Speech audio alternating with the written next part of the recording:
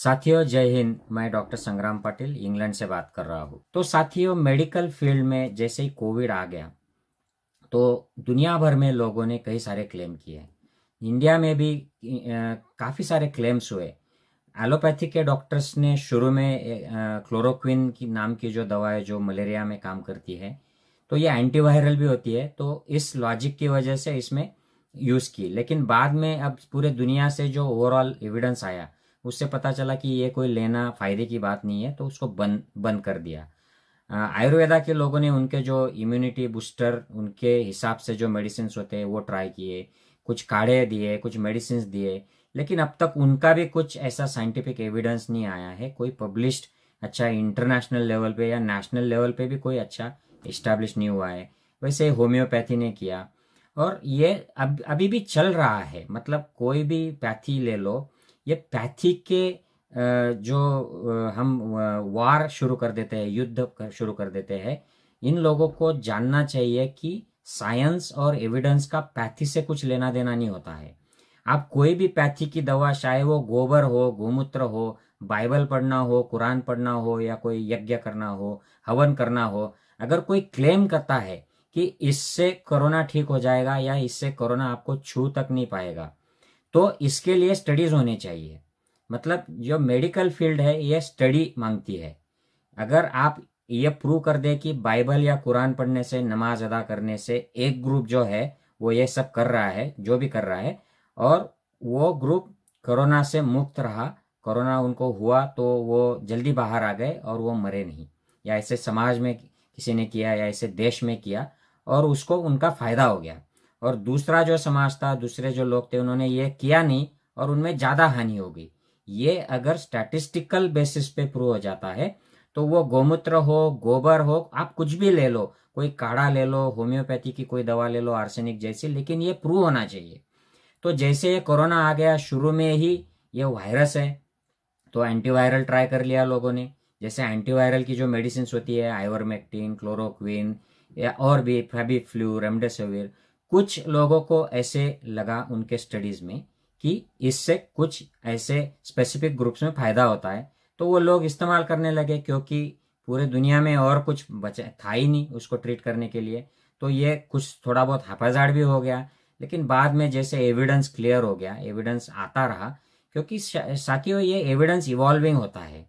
अब हम अगर हमारे ही देश की बात ले तो हमारे देश में गांजा जो है, भांग गांजा, ये पहले टीबी में, अस्थमा, ये सब चीज़ों में दिया जाता था।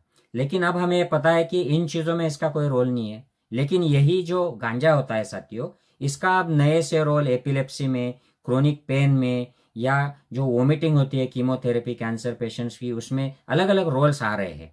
तो ये ह्यूमन बीइंग ने, आदमी ने ही ये ढूंढ के निकाले हैं। इसमें कोई पैथी वाली बात नहीं होती है। हमारे पूर्वजों को कुछ चीज़ें लगती थी, उनके नॉलेज और अवेलेबल इंफॉर्मेशन के आधार पर, कुछ एक्सपीरियंस होता था, तो वो एविडेंस समझ के उसको मानते थे। हम उस एविडेंस को अब मानते नहीं है, क्योंकि हमारे पास और कुछ फ्रेश, ज़्यादा और ठोस एविडेंस आ जाता है, तो हम उस बात को नकार देते हैं और नई बात को लेते हैं। तो ये ऐसे कोरोना काल में भी हुआ है, और ये पैंडेमिक है तो ये बहुत फास्ट हुआ है।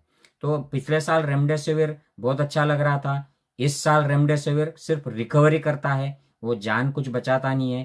फेबिफ्लू बहुत अच्छा लग रहा था, इस साल लोग बोल रहे हैं कि शुरू में 1-2 दिन में दिया तो थोड़ा सा रिकवरी को फायदा होता है। स्टेरॉयड दे दिया तो 1/3, 1/3 लोग बच जाते हैं जो सीवियर केसेस होते हैं। लेकिन अगर आप ये स्टेरॉयड नॉन सीवियर लोगों को दे देते हैं तो उसमें हानि हो सकती है। तो साइंस ये साइंस होता है, साइंस बदलता नहीं है। आप उससे जो एविडेंस निकालते हो, इंटरप्रेट करते हो, वो बदलता है। क्योंकि पिछले साल शायद आपने कुछ अलग तरीके के ऑब्जर्वेशन किए, उससे मान लिया, लेकिन इस साल आपके समझ में बात कुछ अलग आ गई। तो एविडेंस ये इवॉल्विंग होता है, साइंस बदलता नहीं है।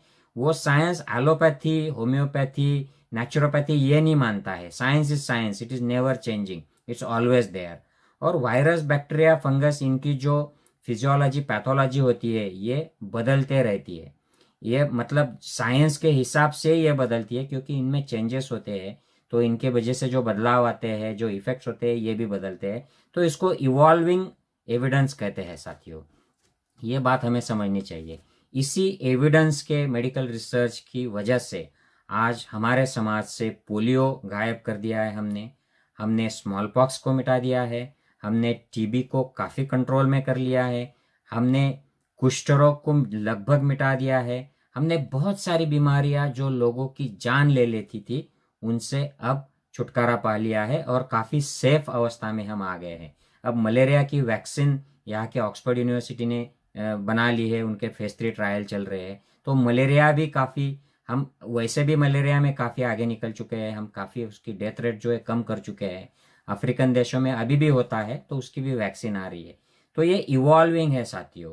आप अगर करोड़ों अरबों साल की उम्र इस पृथ्वी की ले तो इसमें मेडिकल रिसर्च जो है, या आयुर्वेदा ले लीजिए या चाइनीज हर्बल मेडिसिन लीजिए, ये कुछ भी नहीं है इसके सामने। तो हमारा एविडेंस ये बदलता रहता है, इस बात को समझना चाहिए। ना कि हमें एलोपैथी, आयुर्वेद या होम्योपैथी, नेचुरोपैथी इसके झगड़े में नहीं पड़ना चाहिए। जो लोग इसका झगड़ा करते हैं, मैंने पिछले साल भी एक वीडियो बनाया था कि कौन सी पैथी सबसे अच्छी है। मैंने यही बात बताई थी कि कोई भी पैथी अच्छी या बुरी नहीं है, उससे जो एविडेंस, जो स्टडीज होते हैं, जो एविडेंस आता है उस हिसाब से हमें डिसीजन लेना चाहिए। अगर कोई आयुर्वेद की दवा सबसे अच्छी काम करती है किसी चीज में तो हमें वो इस्तेमाल करनी चाहिए अगर उसके लिए एविडेंस है तो, ना कि उसको नकारना चाहिए क्योंकि वो आयुर्वेद है या होम्योपैथी है या एलोपैथी है। हमारे मराठी में एक मुहावरा है साथियों, उथड़ पाण्याला खड़खड़ाट फार। इसका मतलब है कि जो छिछला पानी होता है वो ज्यादा शोर करता है। मुझे हिंदी में कोई इसका मुहावरा है या नहीं पता नहीं। जो शालो वाटर मेक्स मोर नॉइज, जो लोग, जिनको ये समझता नहीं है वो ज्यादा आवाज करते हैं, वो गरजते हैं। तो ऐसी बात आजकल हो रही है साथियों। पिछले साल जैसे ही ये कोरोना आ गया तो अलग अलग दावे हुए, उसमें कोरोनिल नाम की एक दवा आ गई। मुझे याद है जून के महीने में पहले एविडेंस आने वाला था, ट्रायल के रिजल्ट्स आने वाले थे, लेकिन वो कुछ नहीं आए, सीधा मेडिसिन लॉन्च हो गया। तो हम जैसे जो लोग थे, हमने एविडेंस मांगा कि भाई इसके ट्रायल के रिजल्ट्स कहाँ है, क्योंकि आप क्लेम कर रहे हो इतना पॉजिटिव हो जाता है, इतना निगेटिव हो जाता है, ये तो नेचुरली हो जाता है। तो आपने क्या किया? तो वो बात वहां पर कुछ जमी नहीं, रामदेव की पोल खुल गई। उसके बाद वो वहां तक बात तो सीमित नहीं रही। वहां पर इंडिया में गवर्नमेंट में जो लोग हैं, रामदेव के फेवर के लोग हैं, हमें ये पता है इसने कई सारे दावे पेट्रोल के, डॉलर के और इकोनॉमी के, ब्लैक मनी के किए जो फेल हो गए। तो अब कोरोनिल के बारे में जब वो एक्सपोज हो गया तो उसने समहाउ मैनेज कर लिया, इसको इम्यूनिटी बूस्टर में कन्वर्ट कर दिया और फिर टीवी एड के जरिए ये बेचता रहा। जब यहाँ पर लंदन में ये मेडिसिन आ गई तो बीबीसी ने बर्मिंघम यूनिवर्सिटी को साथ में लेकर इसको एक्सपोज कर दिया, रामदेव को। और कोरोनिल ये कोई इम्यूनिटी नहीं बढ़ाती है और इसका कोरोना में कोई रोल नहीं है, ऐसा क्लियर कर दिया। तो दूसरी जब लहर आ गई तो ये फिर से कोरोनिल लेके आ गया। इस बार स्वास्थ्य मंत्री को साथ में ले लिया, जो डॉक्टर है लेकिन फिर भी रामदेव के साथ खड़े हो गए। तो इसके बाद भी हमने जब एविडेंस मांगा हम लोगों ने कि भाई इसके एविडेंस कहाँ है, स्वास्थ्य मंत्री के ऊपर काफी सारी क्रिटिसिज्म हो गई। और ये WHO के सर्टिफिकेशन का जो मसला आया, उसमें WHO की तरफ से क्लैरिफिकेशन आ गया कि हमने कोई भी मेडिसिन को ऐसे अप्रूवल नहीं दिया है। तो ये फिर से एक्सपोज हो गया। तो ये ट्राई ये कर रहे हैं कि किसी तरह मैं कोरोना के दरमियान ऐसे मास्टर साबित हो जाऊं, लेकिन हो ये रहा है कि कोई भी उनका जो अस्त्र है ये चल नहीं रहा है। तो ये एकदम डेस्परेट हो गए। और उसी में एक न्यूज आ गई कि वो पतंजलि के आश्रम में ही कुछ लोगों को कोविड हो गया। ये ज्यादा ना फैले ये न्यूज, इसलिए रामदेव बाबा ने फिर हम टाइप 1 डायबिटीज, जो इंसुलिन के डायबिटीज होते हैं, इंसुलिन डिपेंडेंट, उनको क्योर कर दिए, ऐसे वीडियो रिलीज कर दिए। तो रामदेव बाबा एकदम माहिर हो गए हैं। अगर कोई एकदम पॉलिटिशियन जैसा है, अगर कोई अपने खिलाफ कोई आवाज उठती है तो उसको डिस्ट्रैक्ट करने के लिए कुछ और आइटम डाल देते हैं। तो रामदेव ने ये वीडियो रिलीज कर दिया टाइप 1 डायबिटीज के। तो इस पर जो भारतीय मूल के जो डॉक्टर है दुनिया भर के, उन्होंने, और इंडिया के जो डॉक्टर्स है जो डायबिटीज ट्रीट करते हैं, उन्होंने काफी आवाज उठाई, लोगों में जागृति फैलाई कि आप इंसुलिन बंद मत करो, इस पर ऐसे कोई आधार नहीं है, ये सब क्लेम्स है। तो उसमें भी रामदेव फेल होते हुए दिखाई दिए। तो रामदेव का ये सिलसिला यहाँ पर नहीं रुकता है साथियों। ये काफी ऑब्सेसिव टाइप अटेंशन सीकिंग की, मैं जो कहता हूँ वही सच है और मेरे ही द्वारा ये होना चाहिए, and I should be the king, मेरी बात झूठ कैसे हो सकती है। तो एक मन में ये अस्वस्थता आ जाती है लोगों को। हमें भी, हम तो मनुष्य है, हम कोई बुद्ध थोड़ी हो गए हैं। तो ये अस्वस्थता आ जाती है। तो ये मन की अस्वस्थता जब अनियंत्रित होती है तो ये वाणी पर उतर जाती है। तो हम बेताल बातें करने, अनकंट्रोल बातें करना शुरू कर देते हैं, जो हम देख रहे हैं रामदेव बाबा की तरह। और इससे भी आगे अगर निकल जाए तो हमारे जो शरीर के कर्म है वो इससे दूषित हो जाते हैं, अनकंट्रोल हो जाते हैं। जैसे रामदेव बाबा कोरोनिल लॉन्च कर देते हैं एविडेंस करके, कोई टाइप 1 डायबिटीज की इंसुलिन से छुटकारा देने वाली न्यूज लॉन्च कर देते हैं। तो यह शरीर के कर्म पर चला जाता है। यह मन की जो अस्वस्थता है, ये सारे दुखों की जड़ है। ये रामदेव बाबा को अब कौन समझाए, मुझे पता नहीं है। इसके बाद रामदेव बाबा ने इससे भी बाहर निकलने के लिए कुछ ऑक्सीजन सिलेंडर्स वाली और ऑक्सीजन वाली बात कर दी। उसमें लोगों को क्रिटिसाइज कर दिया कि आप लोग ऑक्सीजन और बेड्स और मौत के बारे में ही बोल रहे हो, कुछ पॉजिटिव बोलो, या ऑक्सीजन की सिलेंडर तो आपके शरीर में ही है। तो इससे ये भी पता चल गया कि रामदेव किसी पॉलिटिकल मोटिवेशन से बोल रहे हैं। लेकिन जब क्रिटिसाइज हो गए रामदेव बाबा को फिजियोलॉजी, पैथोलॉजी, ये डिसीज कुछ समझता नहीं है, ये जब एक्सपोज हो गया तो रामदेव बाबा एकदम बौखला से गए। ये बौखलाहट ही ऐसा आती है जो अब इस बार जो उन्होंने कहा है कि एलोपैथी ये अच्छा साइंस नहीं है, या एलोपैथी की मेडिसिन से लोग मर रहे हैं, इसको एविडेंस नहीं है, उसको एविडेंस नहीं है। साथियों, ये हम मानते हैं।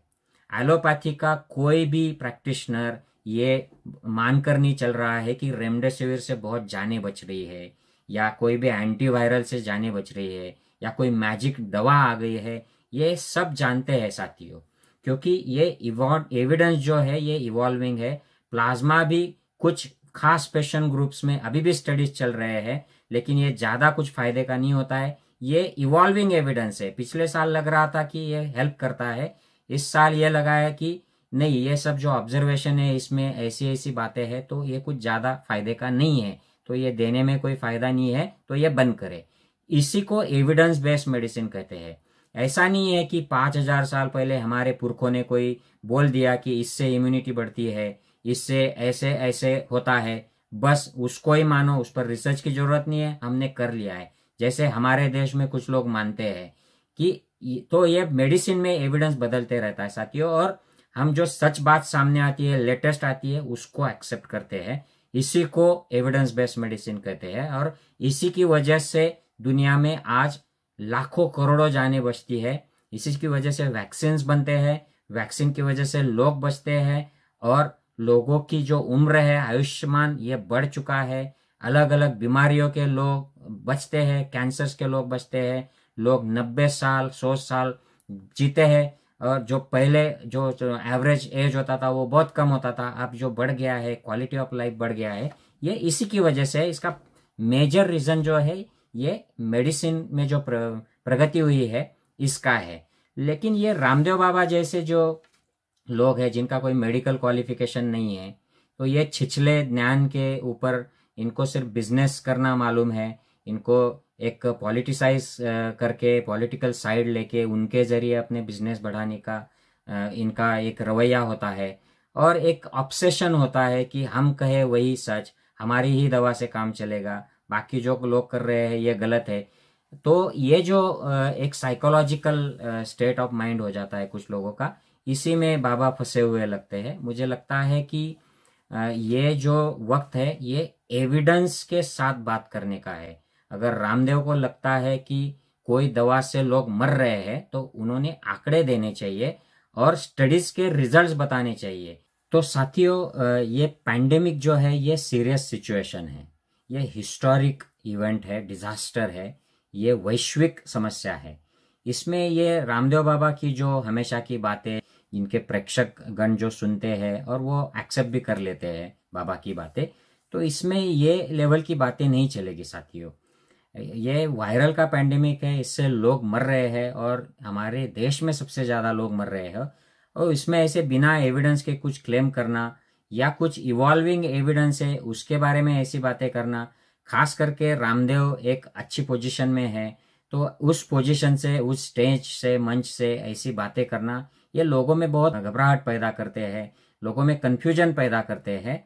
तो मैं ये चाहूँगा मैं ये अपील करूंगा इंडियन मेडिकल एसोसिएशन से भी कि इनकी मजबूरियां है, ये अस्वस्थ हो चुके हैं, काफ़ी सारे जो फेल्यूर्स इनको आए हैं, खास करके गवर्नमेंट के परफॉर्मेंस अच्छा नहीं रहा तो उनको सवाल पूछे जाते हैं, बाबा काला धन नहीं आया, बाबा डॉलर की कीमत कम नहीं हुई, रुपए की नहीं बढ़ी, बाबा ये पेट्रोल डीजल कम नहीं हुए बढ़ गए, तो उनको वो फ्रस्ट्रेशन रहता है। और फिर कोरोना काल में ये कोरोनिल और ये सब चीज़ों की वजह से फ्रस्ट्रेशन हो गया है, तो इसकी वजह से वो ऐसी बातें करते रहते हैं। तो इंडियन मेडिकल एसोसिएशन इस उनको इग्नोर करे, उनको माफ़ करे। और मीडिया, सोशल मीडिया के जो हमारे साथी है, इंडियन मीडिया खास करके, उनको भी दरख्वास्त करूंगा कि इनको इग्नोर करे, बस छोड़ दो उनके हाल पर। I think that is the best strategy to avoid nuisance in this pandemic situation. अभी हमें लोगों को बचाना है, लोगों को सही नॉलेज देना है और ज़्यादा से ज़्यादा साइंटिफिक इंफॉर्मेशन स्प्रेड करना है। और हमें यह भी ख्याल करना है मेडिकल कम्युनिटी को कि जैसे ही कोई एविडेंस आता है किसी चीज़ के लिए या किसी चीज़ के खिलाफ, तो हमें उसको तुरंत इम्प्लीमेंट करना है ताकि लोगों को ज़्यादा से ज़्यादा हम फायदा पहुंचा सके। जय हिंद साथियों।